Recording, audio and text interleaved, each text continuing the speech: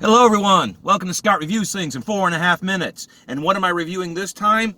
I'm going to take a look at a specific actor, Mr. Ivan Dixon. And we may know, or most people may know of Ivan Dixon. He was Kinchlow on Hogan's Heroes, right there.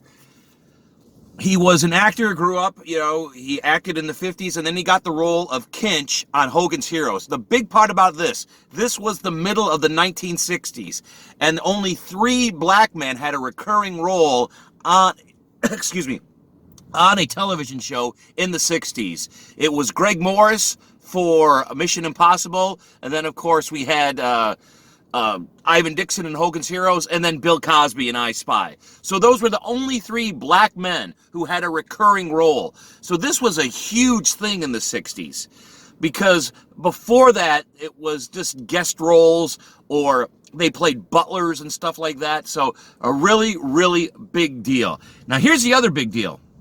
On Hogan's Heroes, Kinch was the smart one. We had Hogan and we had his heroes. It was 3 white guys and Ivan Dixon, an African-American gentleman. And before this, in movies and in television, black men and black women did not get the best representation of who they were. They were usually like the scared butler, the big googly-eyed butler, or they played natives in a lot of movies. So the twist on this was, in Hogan's Heroes, he was the smart one. He was the reliable one. Not the other 3. I mean, the other 3 were competent, but whenever you needed something done in a pinch, Hogan went to Kinch. Wow, I didn't know that rhyme, but it does.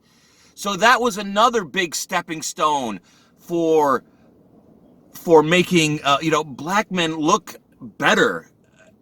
Giving them the respect that they deserve. And this was a sitcom.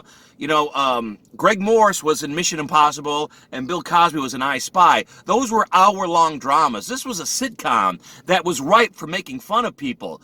But Ivan Dixon, the Kinchlow character, never got made fun of because he was so reliable and he was so smart. Now, here's the thing. As I said, this was a big deal.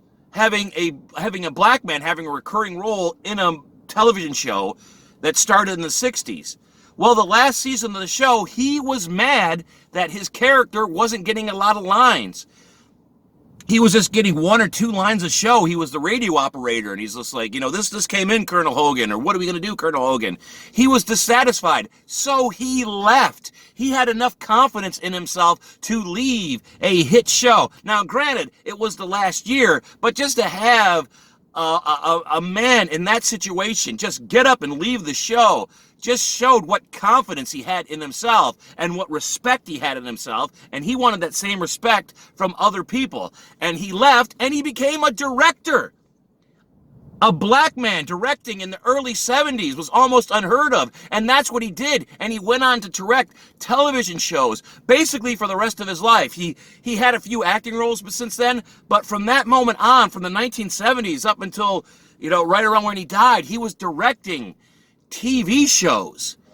And he directed some of my favorite TV. He directed a bunch, but he directed The Rockford Files, and he directed Magnum P.I., and he directed one of my personal favorite shows, The Greatest American Hero. So he did not let Hollywood and he did not let society pigeonhole him to, well, you should be grateful that you have this role on this hit television show. He didn't stand for that. He left. He pursued his dreams. He did what he wanted to do, and he did it well, and he did it at a high quality. And I can't tell you how much, he is a hero. He is, he is a hero for all the black actors and all the black directors and all the black producers that came after him. He was a trailblazer, and I don't